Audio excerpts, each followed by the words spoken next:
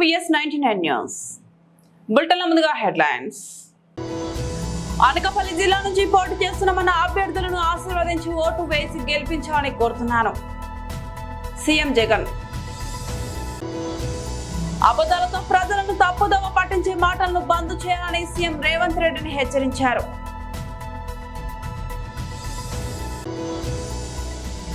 Janasena TDP BJP కూటమి ఏర్పడడం మంచి పరిణామం. మెగాస్టార్ చిరంజీవి.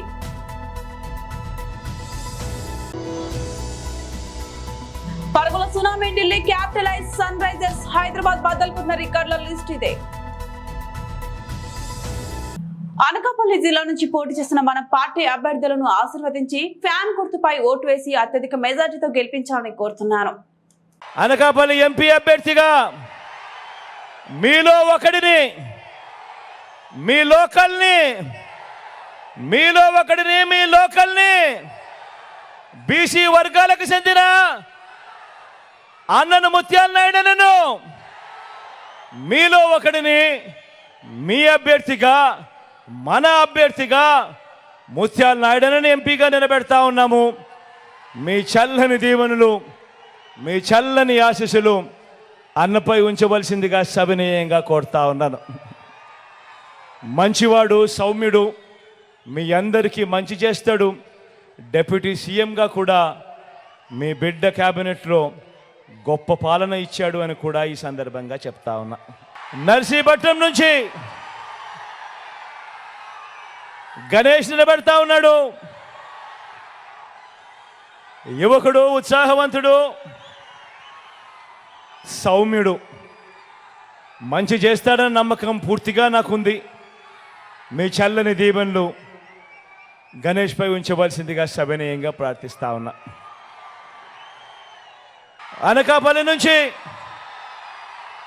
భరత్ నిలబెడతా ఉన్నాడు. యువకుడు, ఉత్సాహవంతుడు, మంచి చేయడానికి ఆరాటపడతా ఉన్నాడు.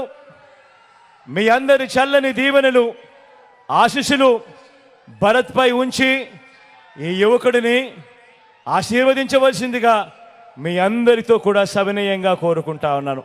చోడవరం నుంచి ధర్మశ్రీ అని నిలబడతా ఉన్నాడు. మంచివాడు, సౌమ్యుడు, మీ అందరి చల్లని దీవెనలు, ఆశీస్సులు అన్నపై ఉంచవలసిందిగా సవినయంగా ప్రార్థిస్తా ఉన్నాను. పెందుర్తి నుంచి అదీప్ నిలబడతా ఉన్నాడు.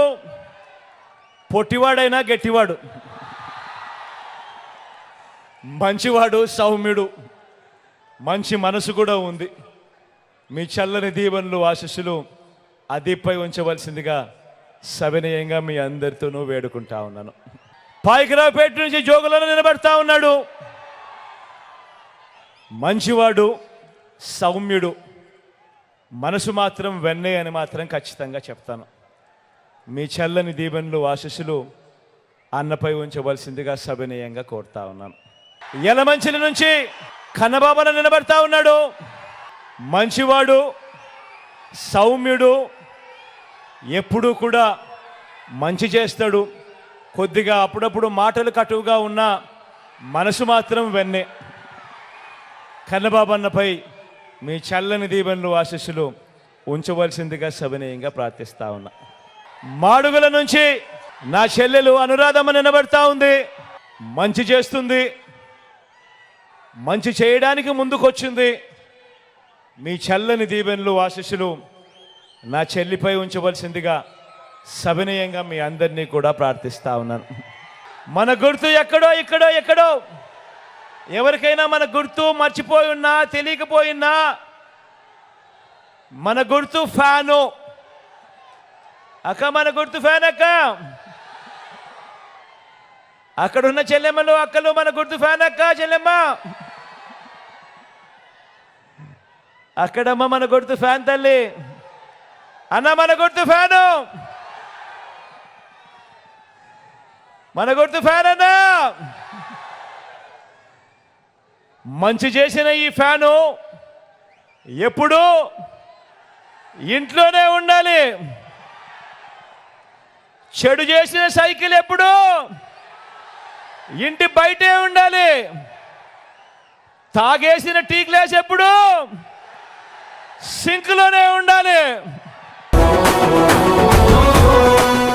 అబద్ధాలతో ప్రజలను తప్పుదోవ పట్టించే మాటలను బంద్ చేయాలని సీఎం రేవంత్ రెడ్డిని మెదక్ లోక్సభ బీజేపీ అభ్యర్థి శ్రీ రఘునందన్ రావు మాధవనేని హెచ్చరించారు.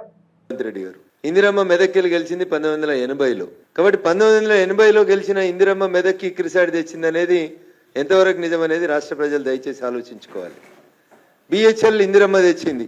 బిహెచ్ఎల్ 1964లో లాల్ బహదూర్ శాస్త్రి గారు ఈ దేశ ప్రధానమంత్రిగా ఉన్నప్పుడు స్థాపించబడినటువంటి సంస్థ. అంతర్జాతీయ పరిశోధనా సంస్థ, వ్యవసాయానికి సంబంధించిన పరిశోధనా సంస్థ ఇక్రిసాట్ పటాన్చెరులో పుట్టింది 1972లో రేవంత్ రెడ్డి గారు. ఐడిపిఎల్ అన్నారు మీరు. ఐడిపిఎల్ కి మా మెదక్ జిల్లాకు సంబంధం లేదు రేవంత్ రెడ్డి గారు. IDPL comes under Kukatpally assembly constituency sir. దానికి మా మెతుకు సీమకు సంబంధం లేదు సార్. బీడీఎల్ అన్నారు sir. BDL was established in the year 1970. BDL పుట్టింది 1970లో, ఇక్రిసాట్ పుట్టింది 1972లో, బిహెచ్ఎల్ పుట్టింది 1964లో. వీటికి వేటికి కూడా ఇందిరమ్మ మెదక్ పార్లమెంటుకు పోటీ చేయడానికి సంబంధం లేదు.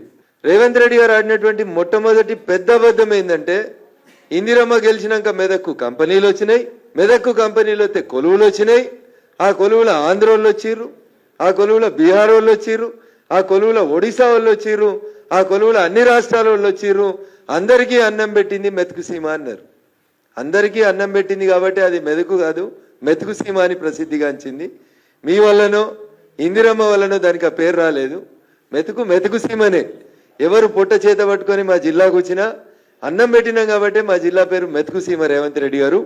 అందుకని దయచేసి ఇందిరమ్మ ఇయ్యని కంపెనీలన్నీ ఇందిరమ్మ ఇచ్చిందని, ఇందిరమ్మ వచ్చినాకనే కంపెనీలు వచ్చినాయని, ఇందిరమ్మ వచ్చినాకనే మెదక్ జిల్లా లోపల పారిశ్రామీకరణ మొదలైందని మీరు చెప్పినటువంటి మాట దయించి ముఖ్యమంత్రి కుర్చీలో కూర్చున్నటువంటి మీరు ఇట్లాంటి అబద్ధాలు ఆడడం సమంజసం కాదేమో ఒకసారి ఆలోచించండి దయచేసి.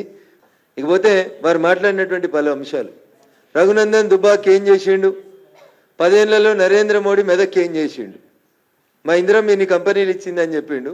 ఈ కంపెనీలు ఏవి ఇందిరమ్మ ఇయ్యలేదని నేను చాలా స్పష్టంగా మా మెదక్ జిల్లా ప్రజానికానికి మీ ద్వారా చెప్పదలుచుకున్నాను. నరేంద్ర మోడీ మెదక్ ఏం చేసిండో చెప్పాలి రఘునందన్ అన్నాడు. రేవంత్ రెడ్డి గారు వింటున్నారా? వినకపోతే మా ఎస్బీ ఇంటెలిజెన్స్ పోలీస్ అధికారులు వినిపించాలి సార్కి. ఇందిరమ్మ 1980లో నన్ను గెలిపిస్తే మెదక్కి రైలు ఇస్తా అని చెప్పిపోయింది ఇందిరమ్మ. రైలు ఇచ్చింది నరేంద్ర మోడీ రేవంత్ రెడ్డి గారు.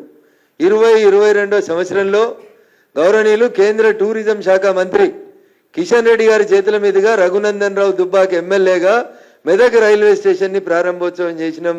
కాబట్టి మీ ఇందిరమ్మ 44 సంవత్సరాల క్రితం కన్న కళని నెరవేర్చిన నాయకుడు ఎవరంటే నరేంద్ర మోడీ గారు.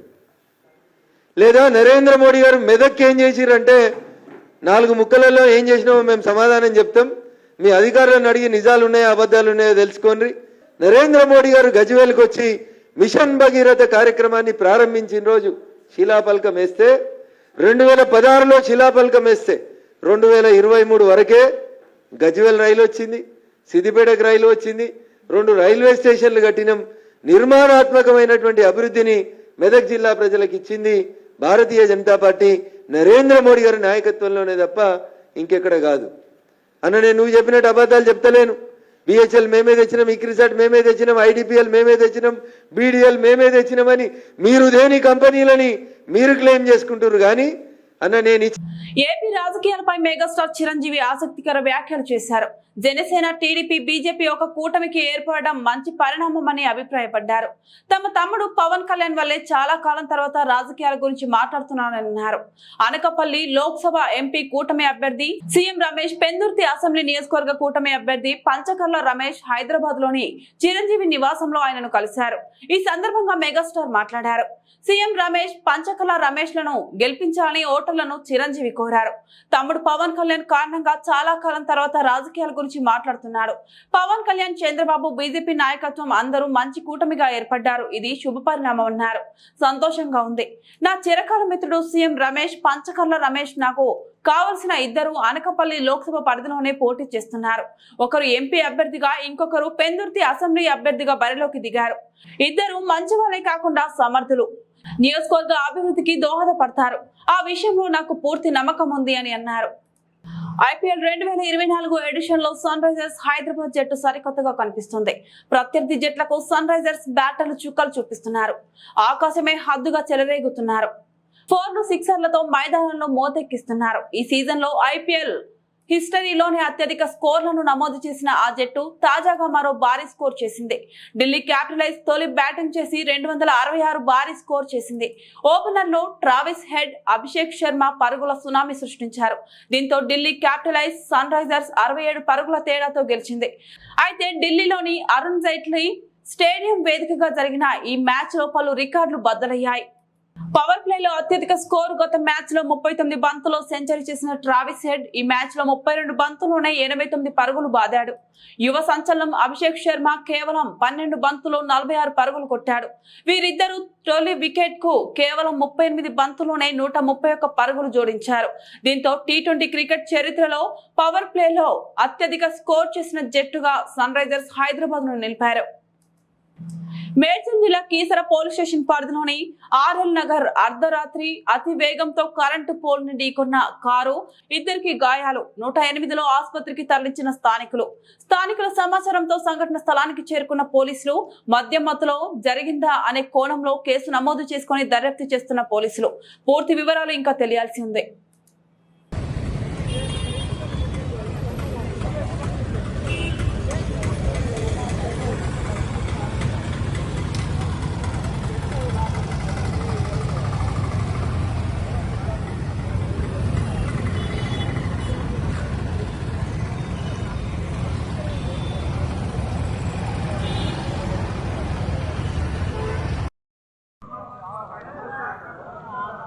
వీడియో తీస్తా దూరం వాళ్ళు ఆన్ చేస్తాను కరెంట్ ఆన్ చేసి చెక్ చేస్తాను వీడు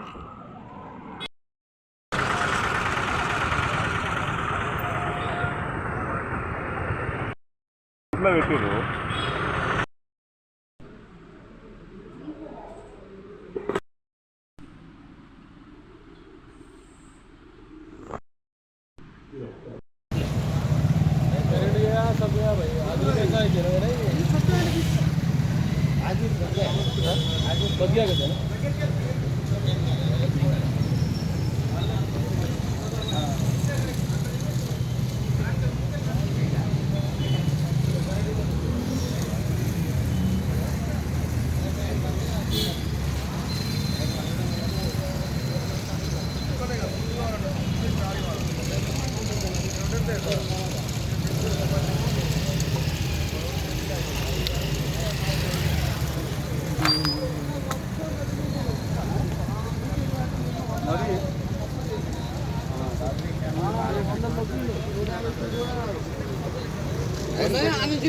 ఎంత ఎక్సలెట్ వస్తాడో వద్దనే వస్తుందన్నా 150 ఎడలేస్తుంది బట్ లేదు ఎక్కువ స్పీడ్ ఉంటుంది.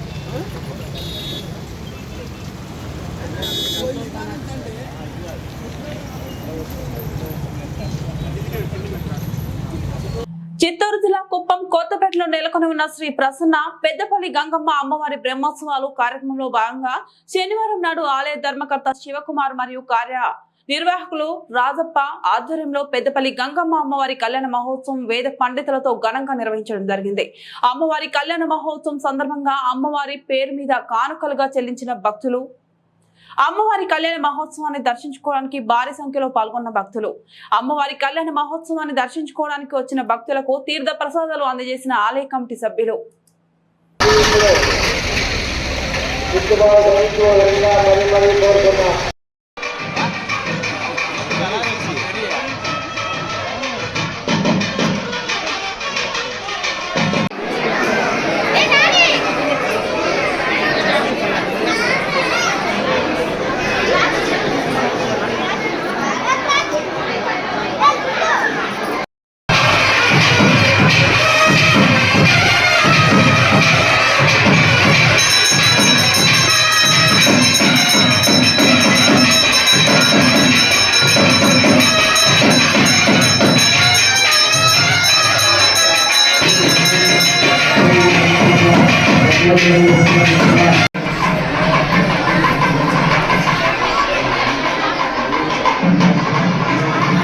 శ్రీ గంగమ్మ గంగమ్మ సందర్భంగా ఈరోజు అమ్మవారి కళ్యాణోత్సవం చేయడానికి కావున భక్తులందరూ అమ్మవారిని దర్శించుకొని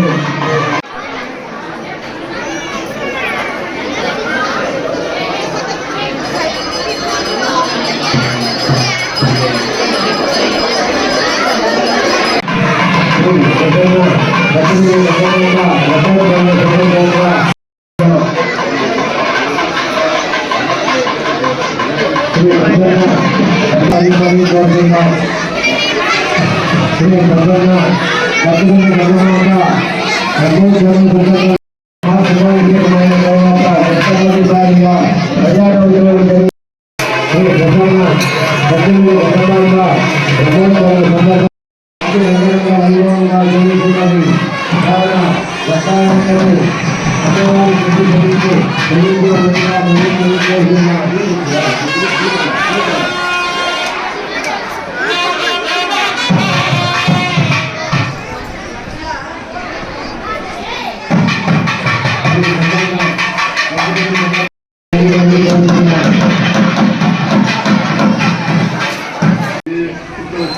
మొక్కడబ్బా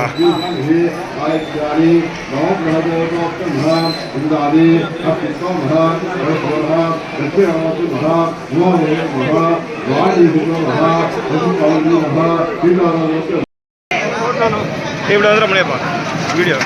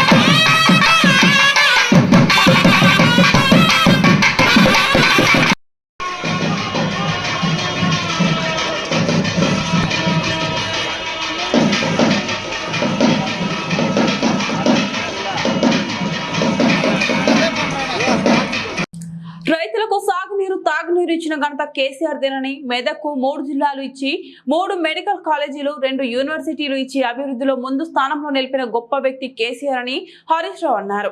సిద్దిపేట జిల్లా ప్రజ్ఞాపూర్ లో ఓ ప్రైవేట్ ఫంక్షన్ హాల్లో ఏర్పాటు చేసిన మీడియా సమావేశంలో హరీష్ రావు మాట్లాడుతూ ఇప్పుడు జిల్లాలు ఎక్కువయ్యాయని, మెదక్ జిల్లాను తీసివేస్తానని అనడం సరికాదని, నోటికి ఏది వస్తే అది మాట్లాడుతూ ప్రజాస్వామ్యంలో విలువలు కోల్పోతున్నాడని, గత అసెంబ్లీ ఎన్నికల్లో పిట్టల దొరలా మాట్లాడుతూ ప్రజలను మోసం చేశాడని, ఇప్పుడు మోసం చేస్తే ప్రజలు తగిన బుద్ధి చెప్తారని, బీఆర్ఎస్ పార్టీ నుంచి నాయకులను తీసుకొని వారికి ఎంపీ టికెట్ ఇస్తున్నారని మండిపడ్డారు. బీసీలను, మాదిగలను మోసం చేసిన కాంగ్రెస్ పార్టీని ప్రజలు నమ్మే పరిస్థితిలో లేరన్నారు. మొన్నటిదాకా ఇదే రేవంత్ రెడ్డి ప్రతిపక్షంలో ఉన్నప్పుడు ఏం మాట్లాడిందంటే, నిధులన్నీ మెదక్కేనా, నిధులన్నీ సిద్దిపేటకేనా, గజ్వేల్కే అని మొన్నటిదాకా ప్రతిపక్షంలో ఉన్నప్పుడు మాట్లాడాడు. ఈరోజు మెదక్లో ఏం మాట్లాడుతున్నాడు? తుపాకీ రాముని లెక్క. మెదక్ పార్లమెంట్ అసలు అభివృద్ధి జరగలేదట.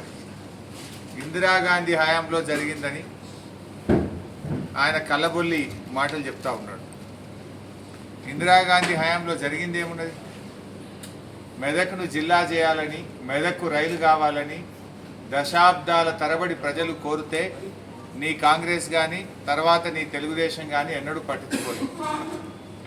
ఇవాళ ప్రజల కలలను నిజం చేసి మెదక్కు రైలు తెప్పించడంలో కేసీఆర్ భాగస్వామ్యం. రాష్ట్ర ప్రభుత్వ నిధులు ఇచ్చాం.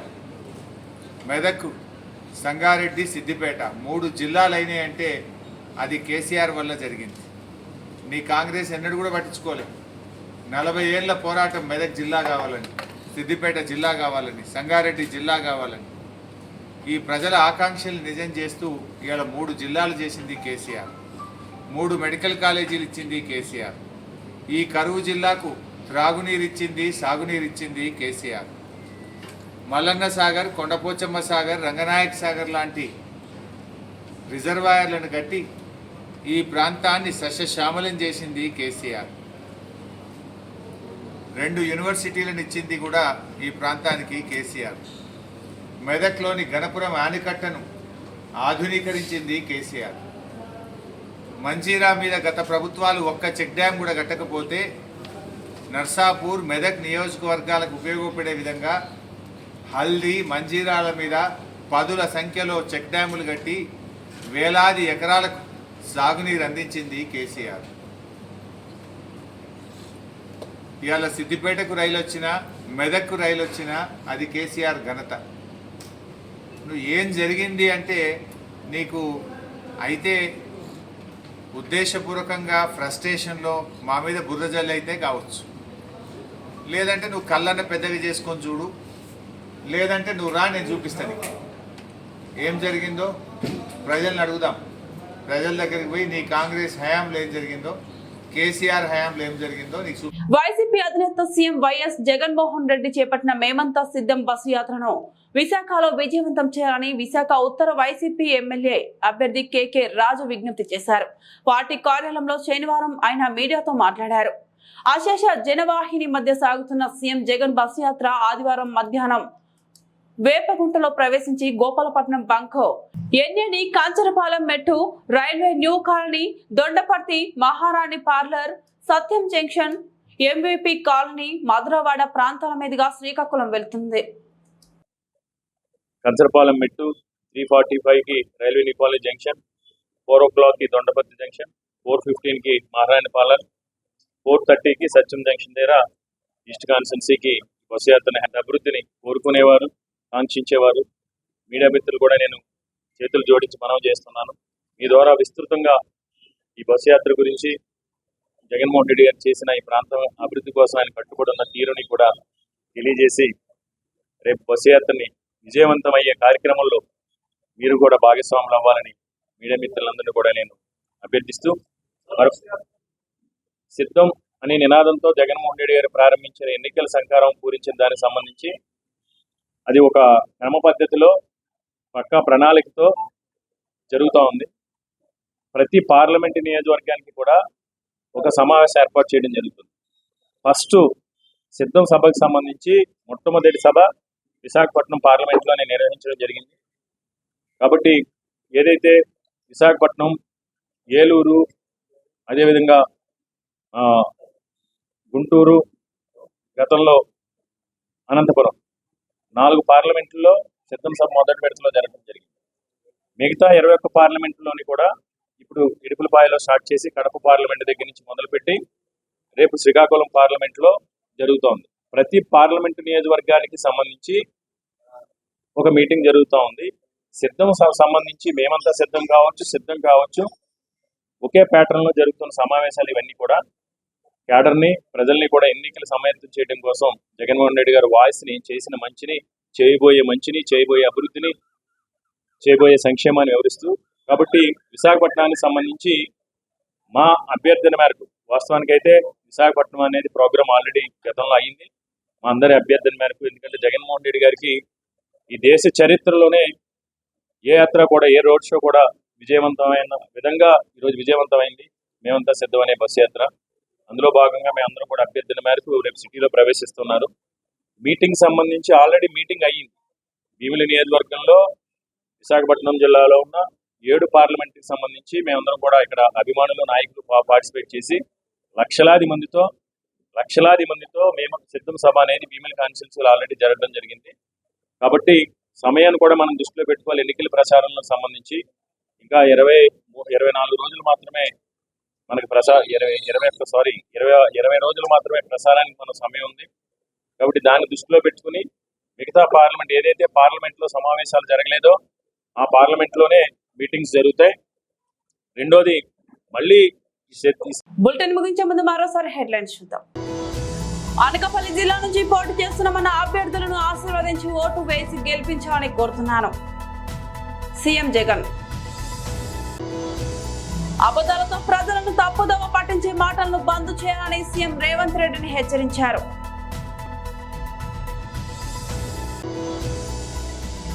జనసేన, టీడీపీ, బీజేపీ కూటమి ఏర్పడడం మంచి పరిణామం. మెగాస్టార్ చిరంజీవి.